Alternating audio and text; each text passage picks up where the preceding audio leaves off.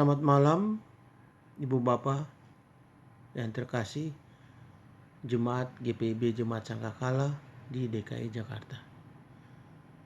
Kita akan mengikuti ibadah pada malam hari ini, ibadah keluarga Rabu 16 Desember 2020, Minggu Advent yang ketiga.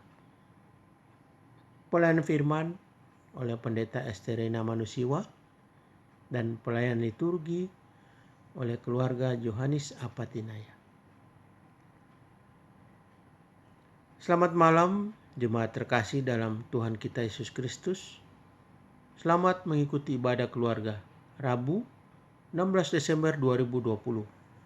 Dalam persekutuan umat percaya, kita patut saling mendukung dan menopang serta memelihara keutuhan dan kelangsungan kehidupan bersama. Bersyukur kita masih diberi kesempatan untuk menikmati persekutuan bersama Kristus. Melalui ibadah saat ini, jemaat, mari kita bersama berdiri untuk menghadap Allah dengan mengangkat pujian dari Kidung Jemaat 84. Bait pertama, Ya Yesus, Dikau kurindukan.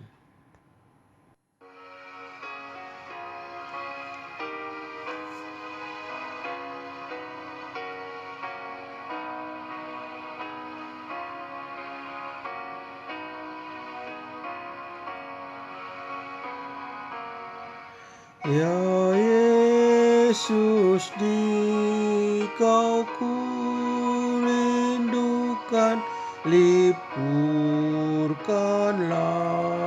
lara batinku, seluruh hatiku terbuka menyambut kedatanganmu. Bahagia terang surgawi, Engkau harapan dunia.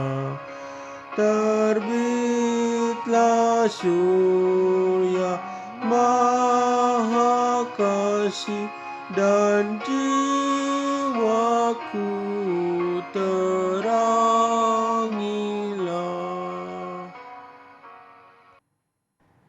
Mari kita satu di dalam doa. Ya Tuhan Allah Bapa yang kami puji, kami bersyukur karena dari hari ke hari dalam suka dan duka, Engkau selalu setia menjaga dan menolong kami. Engkau mengetahui semua kekurangan dan kelemahan kami dan mengampuni segala dosa dan kesalahan kami.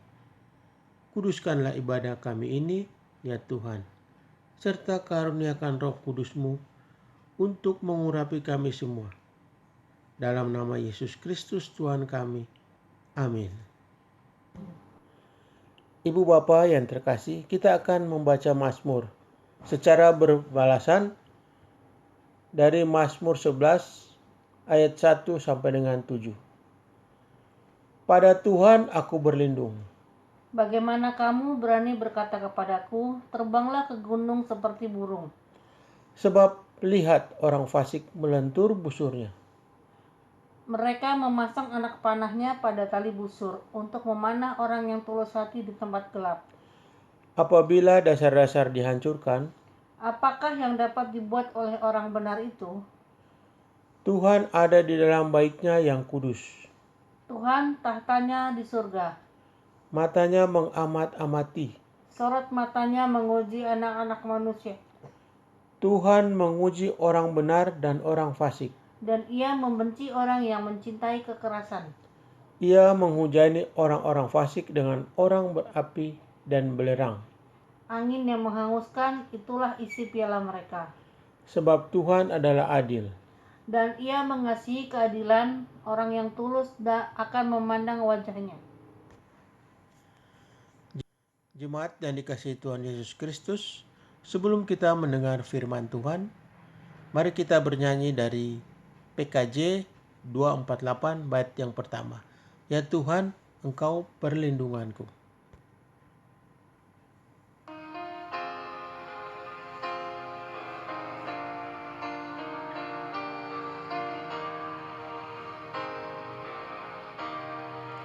Ya Tuhan,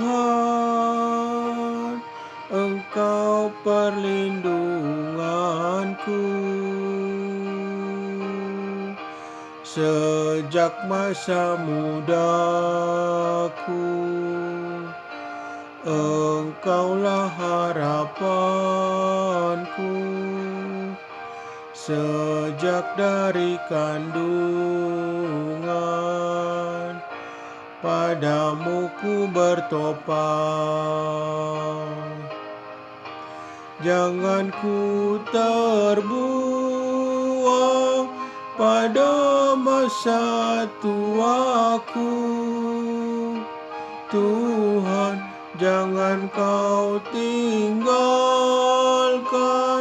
apabila habis dayaku, agar aku tak dicemooh, agar aku tak dibenci, karena hanya Tuhanlah perlindunganku.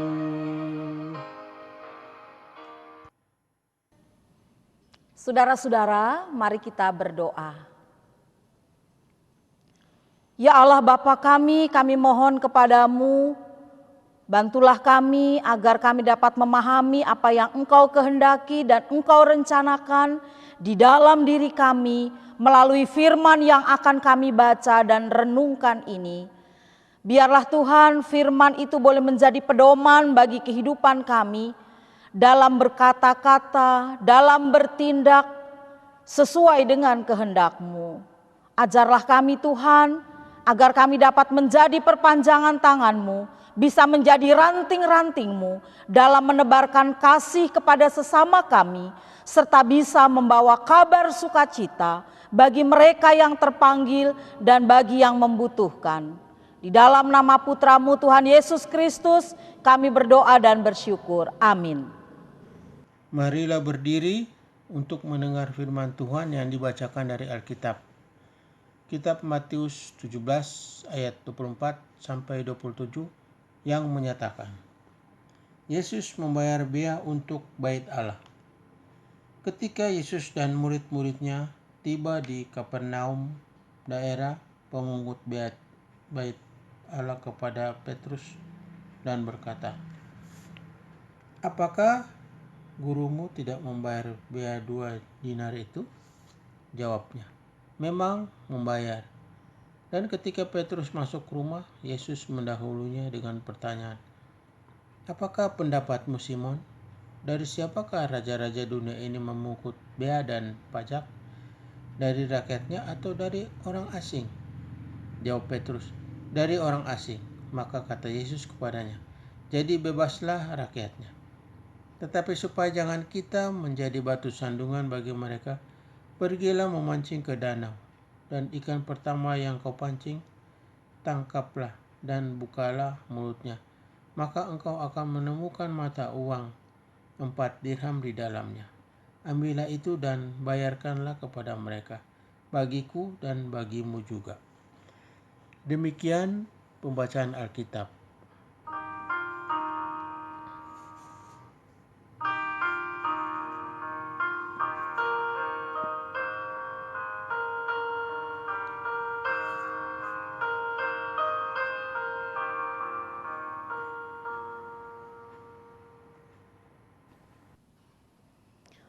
Saudara-saudara yang dikasihi Allah dan yang mengasihi Allah di dalam Tuhan Yesus Kristus, apa kabar Bapak Ibu?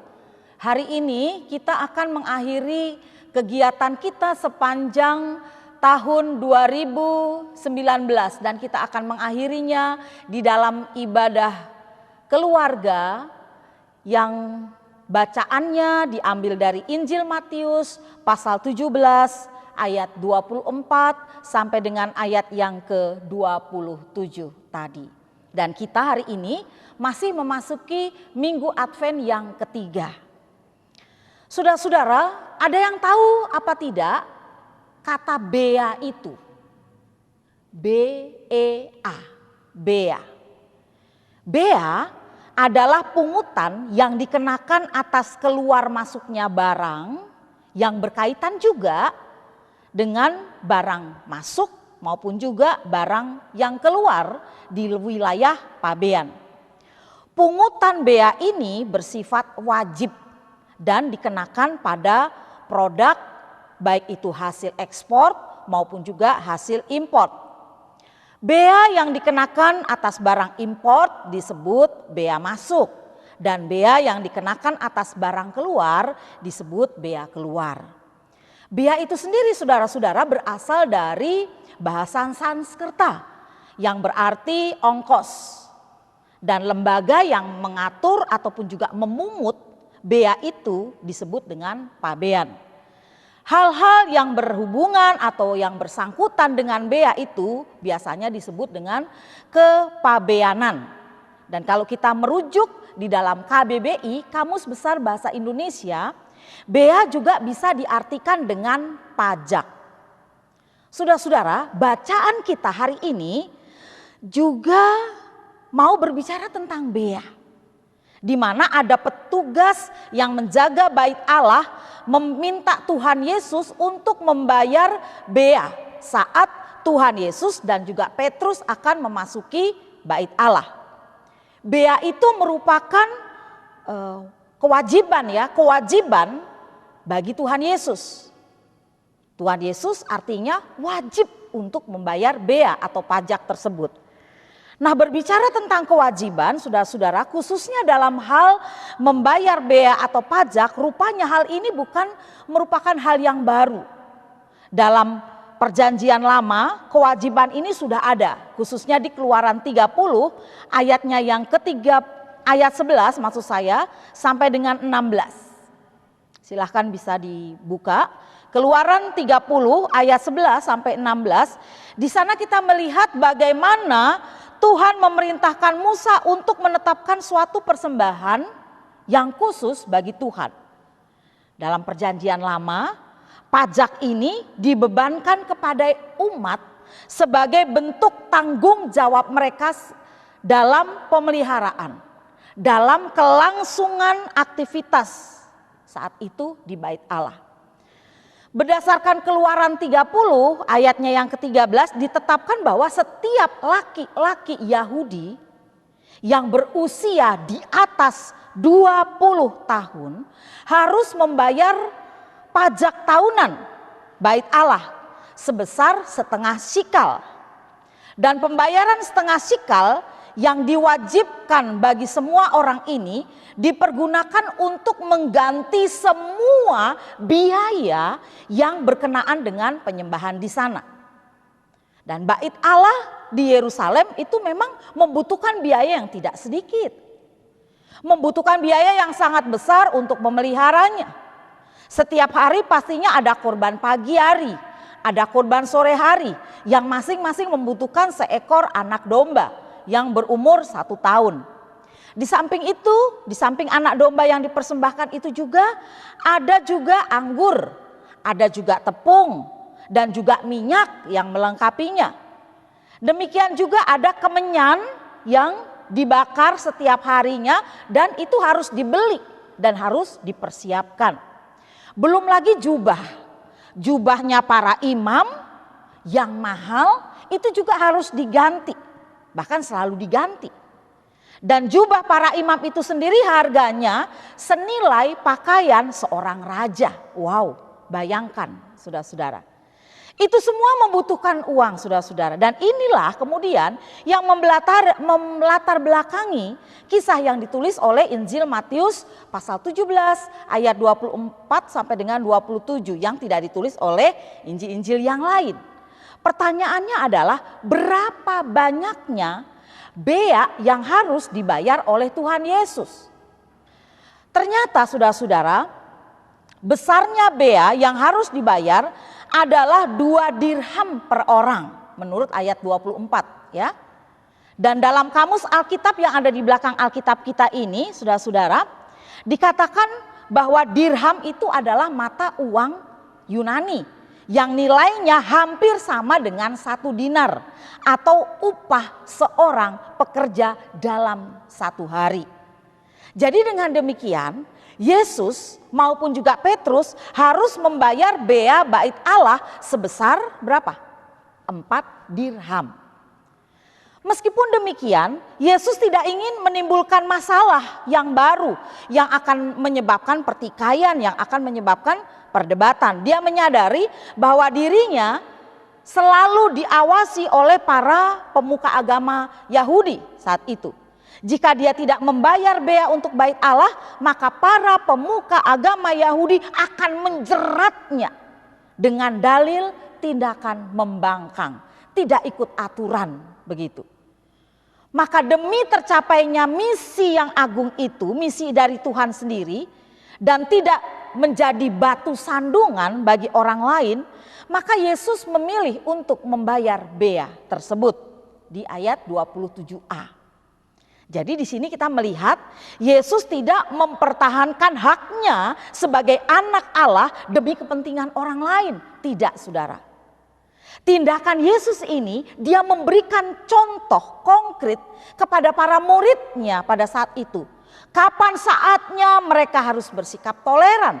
Kapan saatnya mereka harus bersikap tegas. Lalu ayat yang berikutnya adalah ketika Yesus menyuruh Petrus untuk pergi memancing. Ini aneh ya, saudara-saudara ya. Apa kaitannya Petrus disuruh memancing dengan membayar bea atau membayar pajak itu?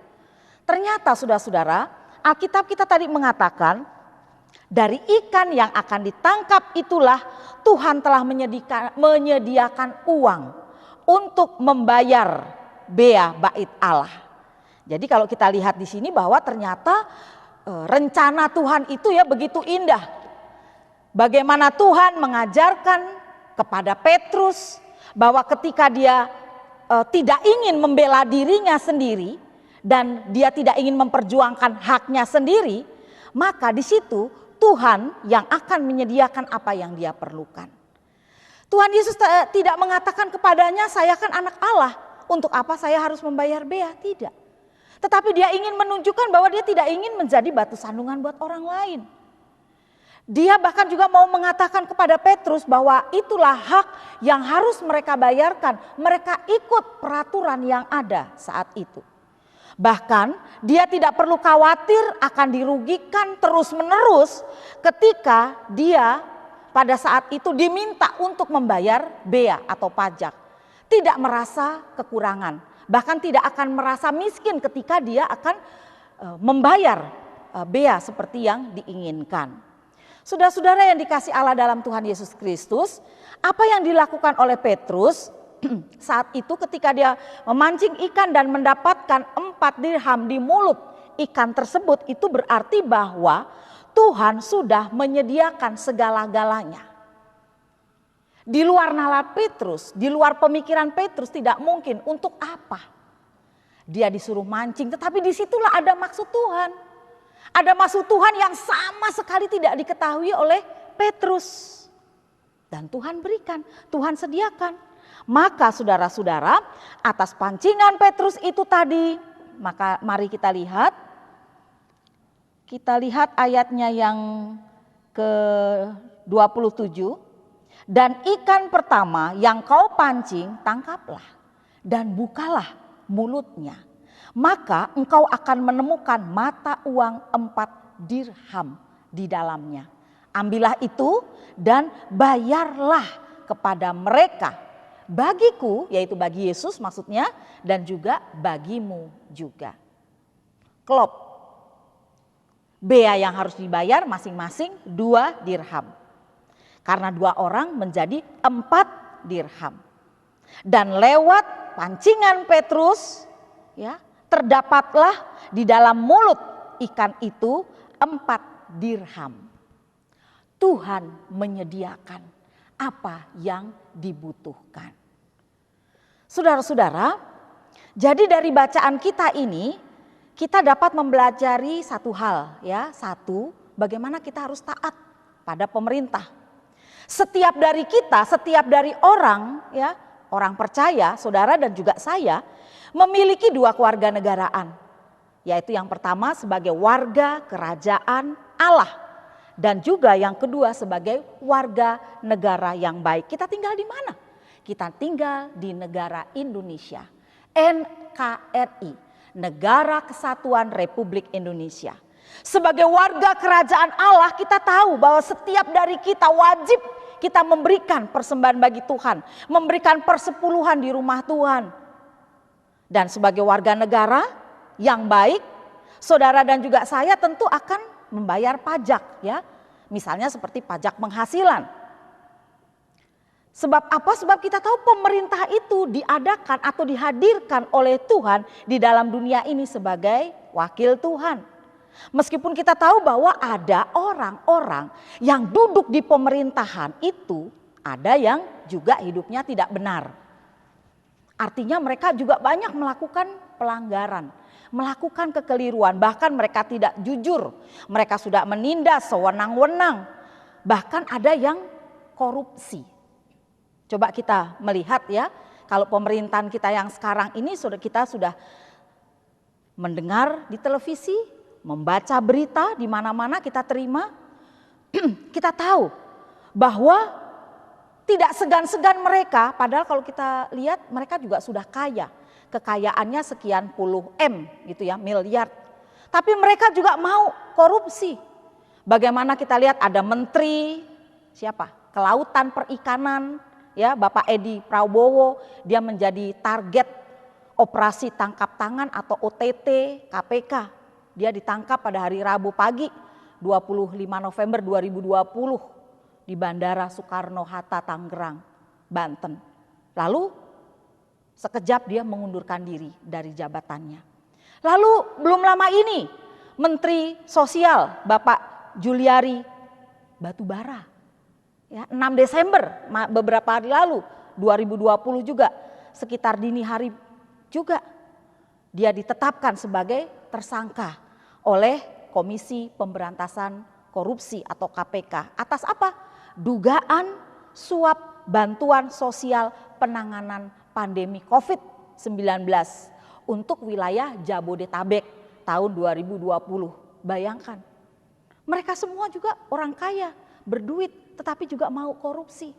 Artinya bahwa di dalam pemerintahan kita juga ada orang-orang yang tidak jujur, ada orang-orang yang mau berbuat tidak baik. Saudara-saudara yang dikasih Allah di dalam Tuhan Yesus Kristus, memang Tuhan melarang umatnya melakukan tindakan-tindakan yang tidak terpuji. Karena setiap orang percaya harus memberikan teladan kepada orang lain. Agar apa? Agar nama Tuhan itu tidak ternodai. Ketika kita memenuhi kewajiban-kewajiban kita dalam memberikan pajak misalnya, ya kita nggak perlu berpikir apakah kemudian uang itu nantinya ya akan dipakai untuk kebaikan atau kira-kira uang itu dipakai untuk kejahatan enggak? Kira-kira uang itu nanti akan dikorupsi apa tidak? Kita nggak perlu memikir sampai seperti itu, saudara-saudara.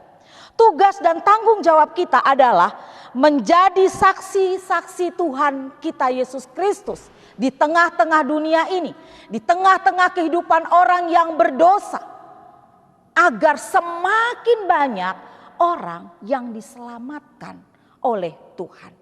Tugas kita hanya itu. Yang patut kita berikan yang terbaik untuk Tuhan, dan patut kita berikan yang terbaik untuk bangsa dan negara kita. Kemudian pelajaran yang kedua, kita harus meneladani sikap Tuhan Yesus yang rendah hati, yang menghormati pemerintah. Kita tahu Yesus itu adalah anak Allah, namun dia mau melepaskan keistimewaannya untuk mau menghormati pemerintah yang ada. Hal itu juga saudara-saudara yang harus kita terapkan dalam kita berbangsa dan bernegara. Ada begitu banyak peraturan yang diberikan agar masyarakat hidup tertib, hidup disiplin dalam menjalani kehidupannya. Oleh sebab itu marilah saudara-saudara kita merenungkan. Masih ada masyarakat yang tidak mematuhi aturan-aturan yang diberikan oleh pemerintah.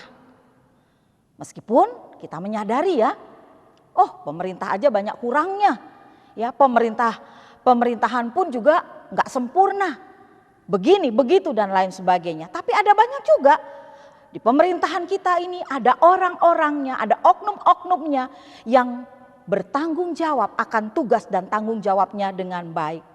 Tapi ketika kita menyadari ada begitu banyak kekurangannya, tiap-tiap oknum, penyelewengan, penyalahgunaan tanggung jawabnya, seharusnya semuanya itu saudara-saudara bukan menjadi penghalang buat kita. Ingat ya, bukan menjadi penghalang buat kita untuk menghadirkan damai sejahtera Tuhan dalam kehidupan kita berbangsa dan bernegara. Sebab lewat kehadirannya Tuhan mampu memelihara tatanan yang ada. Nah, itu sama ya seperti judul di dalam khotbah kita ini, bahwa Tuhan mampu memelihara tatanan yang ada.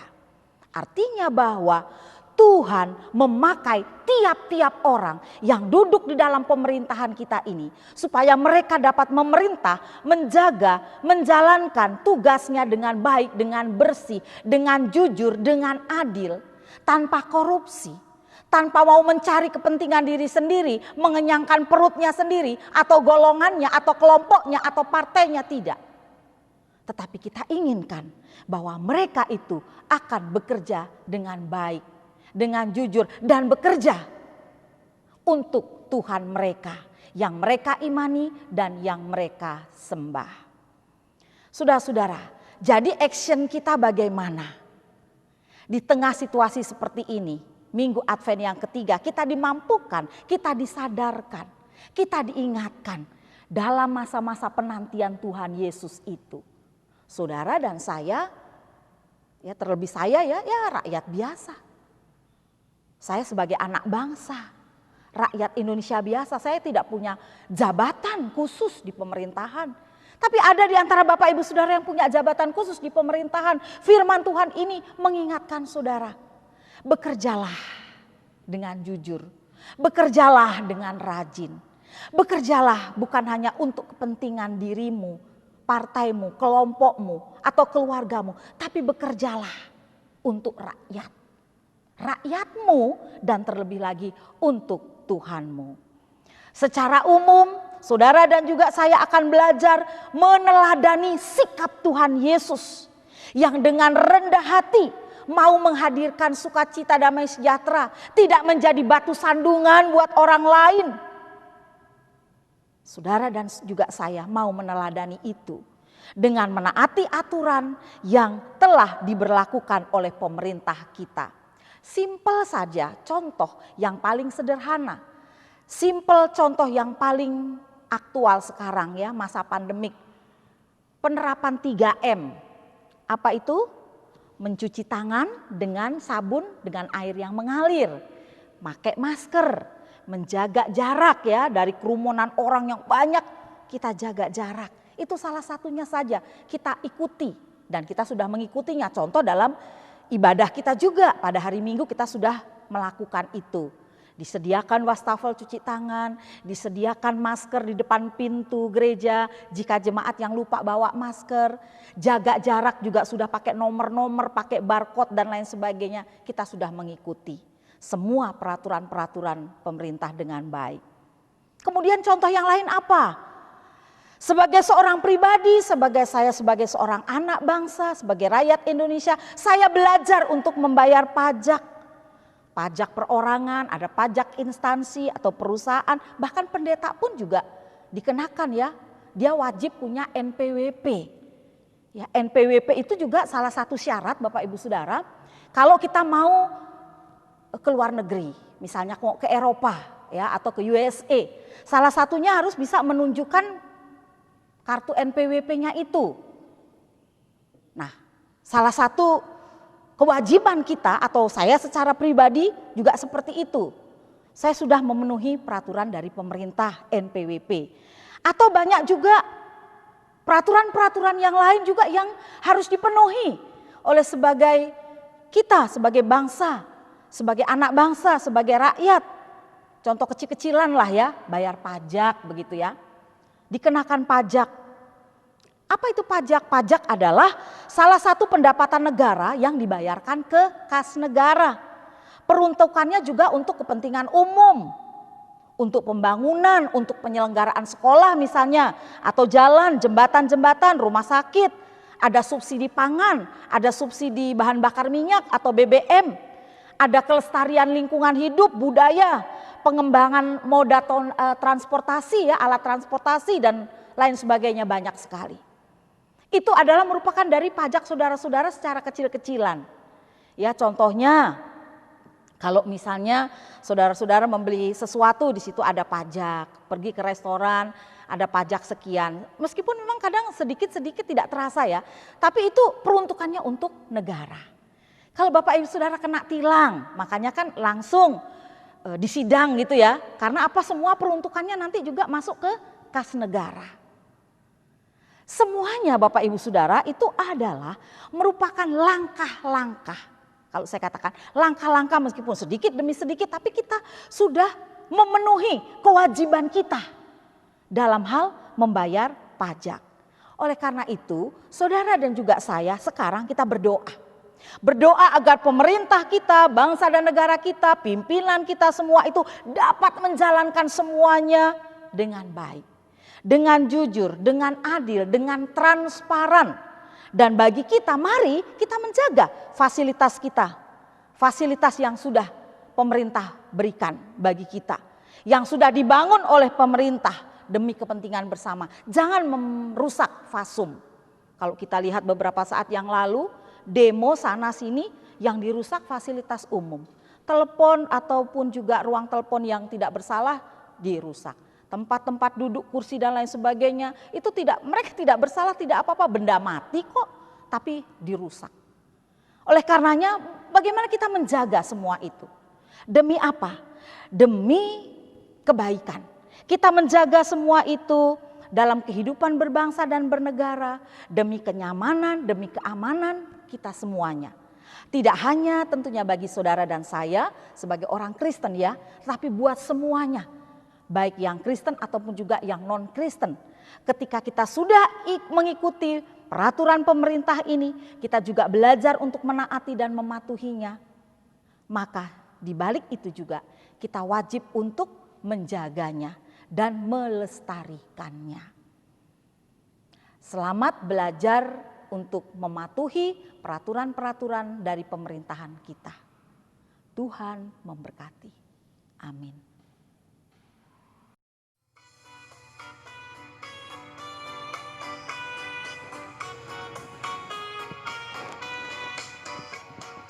Tuhan, Engkaulah hadir di dalam hidupku, sama dengan udara ku hirup kasih-Mu.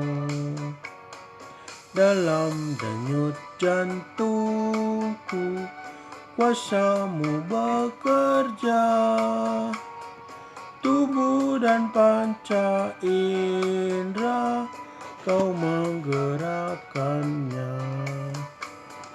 Dikau yang ku kasihi dalam sesamaku, Dikau yang aku puji dalam ciptaan-Mu.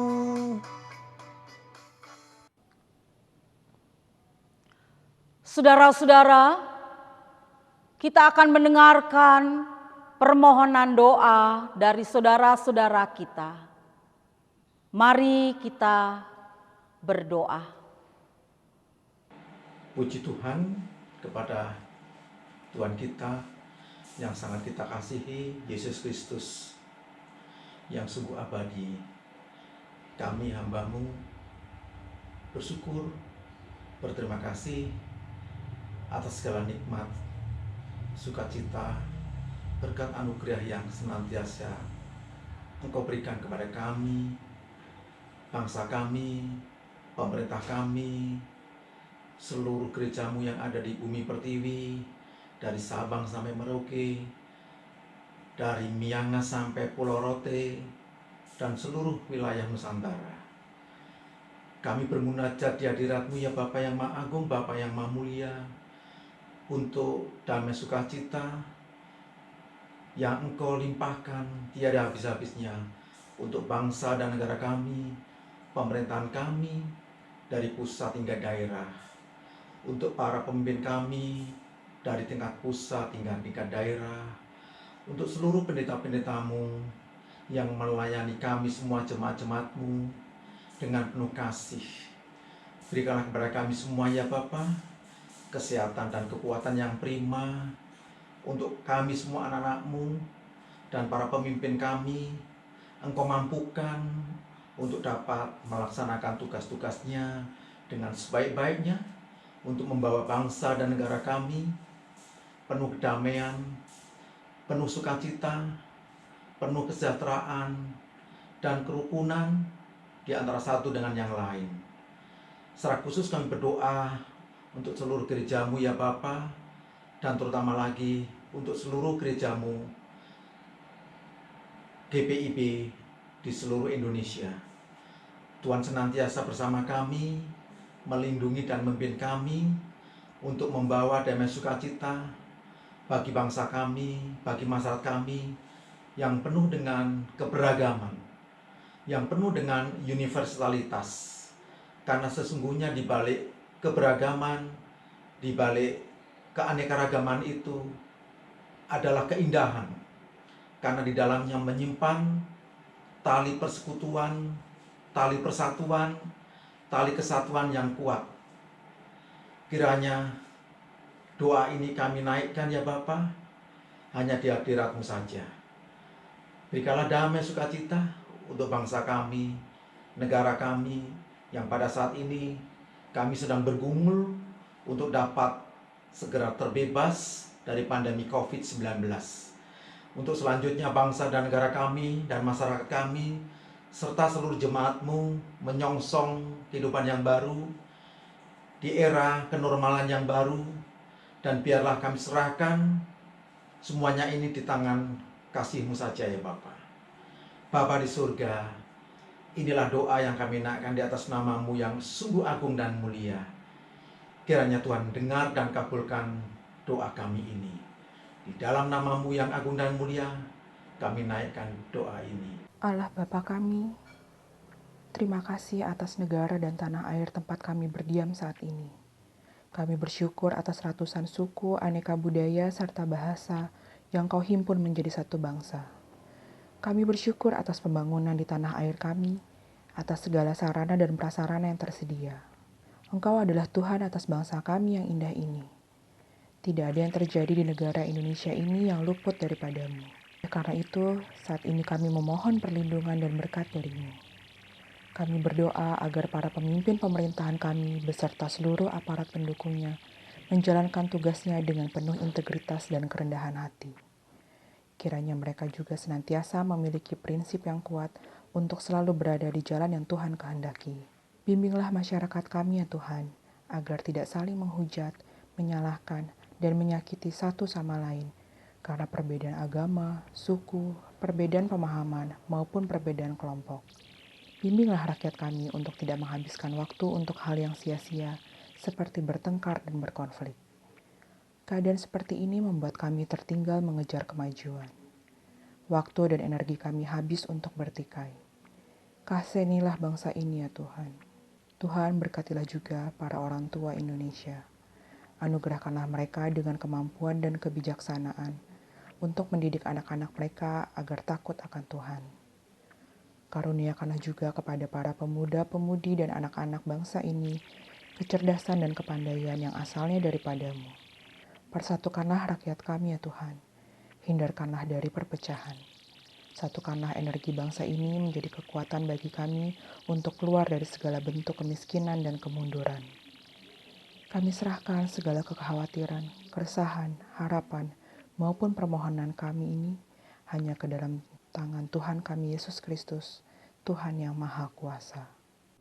Bapa Surgawi, inilah kami anak-anak-Mu yang datang dengan permohonan doa kami.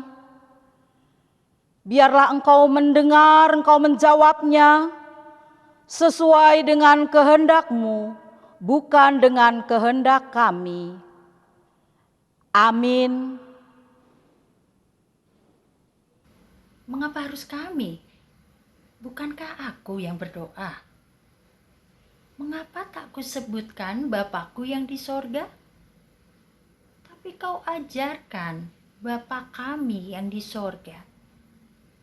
Artinya aku berdoa tidak sendirian, tapi aku berdoa bersama-sama yang lain, teman, kerabat, dan mungkin musuhku di sana yang lupa berdoa. Bapa kami yang di sorga, dikuduskanlah namamu, datanglah kerajaanmu, jadilah kehendakmu di bumi seperti di sorga. Berilah kami pada hari ini makanan kami yang secukupnya. Ya, Engkau ajarkan kami peduli saudara-saudara yang terhempas karena ekonomi, pemutusan hubungan kerja, dan bisnis yang tersendat. Kenyamanan kami ditarik, Bapa. Dan ampunilah kami akan segala kesalahan kami, seperti kami mengampuni orang yang bersalah kepada kami. Ya, pembunuhan pendeta di Papua dan keluarga Kristen di Sigi, serta kesemena-menaan saudara kami dengan kelompok yang membuli anak-anakmu. Kami harus mengampuni, walau damai diusik, perdamaian dicegat. Dan janganlah membawa kami ke dalam pencobaan, melainkan lepaskanlah kami daripada yang jahat. Itu sujud permohonan kami untuk negara ini, Bapa, dan situasi dunia yang dikungkung ketakutan akan kematian karena wabah. Ketakutan berjalan santai, damai sejahtera tertinggal jauh di belakang. Karena Engkaulah yang empunya kerajaan dan kuasa dan kemuliaan sampai selama-lamanya. Amin. Terima kasih Bapa, kuasa-Mu meyakinkan kami, aku dan mereka, bahwa damai itu tetap ada, dan perdamaian itu adalah Engkau sendiri. Damai sejahtera bagiku dan bagimu. Pengucapan syukur. Marilah kita mengungkapkan syukur dengan hati, mulut, dan tangan kita, serta mengingat pesan dalam Alkitab yang tertulis di Ulangan 16 ayat 16b sampai dengan 17 yang menyatakan, janganlah ia menghadap Tuhan dengan tangan hampa, tetapi masing-masing dengan sekadar persembahan sesuai dengan berkat yang diberikan kepadamu oleh Tuhan Allahmu. Tuhan memberkati saudara dan persembahan saudara. Kita bernyanyi dari Gita Bakti 87 ayat 1, Aku bersyukur padamu.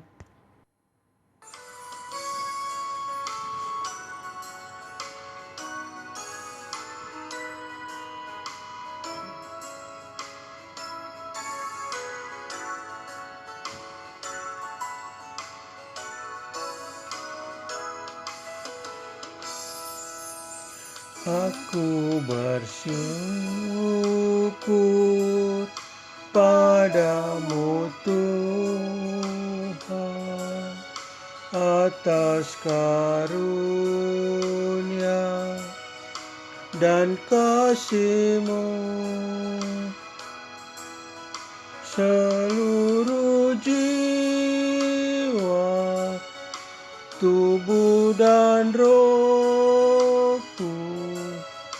ku persembahkan kepadamu. Ku bahagia, ku sukacita, ku ucap syukur selamanya. Ibu bapak sekalian, mari kita berdiri. Kita akan mendoakan persembahan ini. Kami dapat memberi saat ini, itu bukan karena kekuatan kami, tetapi karena belas kasihan dan kemurahan-Mu yang masih Engkau berlakukan untuk kami. Terimalah persembahan syukur kami ini ya Tuhan, sehingga berguna bagi pelayanan kasih dan keadilan. Amin. Jemaat dipersilakan duduk kembali. Jemaat Tuhan, marilah kita belajar meneladani sikap Yesus yang rendah hati untuk menghadirkan damai sejahtera di dalam kehidupan berbangsa dan bernegara dengan menaati aturan yang telah diberlakukan oleh pemerintah.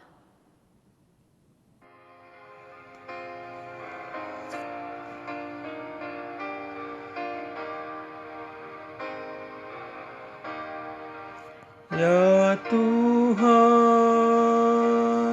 Engkau telah mengajarku sejak masa kecilku hingga masa tuaku, supaya ku beritakan kuasa-Mu ya Tuhan. Jangan ku terbuang pada masa tuaku, Tuhan, jangan Kau tinggalkan apabila habis dayaku,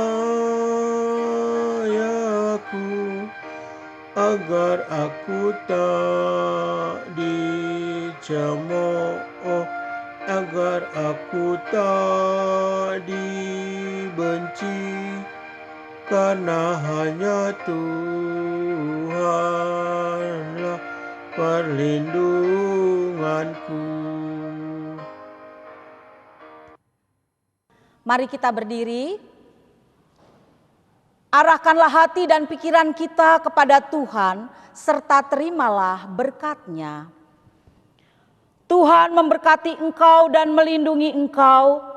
Tuhan menyinari engkau dengan wajah-Nya dan memberi engkau kasih karunia. Tuhan menghadapkan wajah-Nya kepadamu dan memberi engkau damai sejahtera. Amin.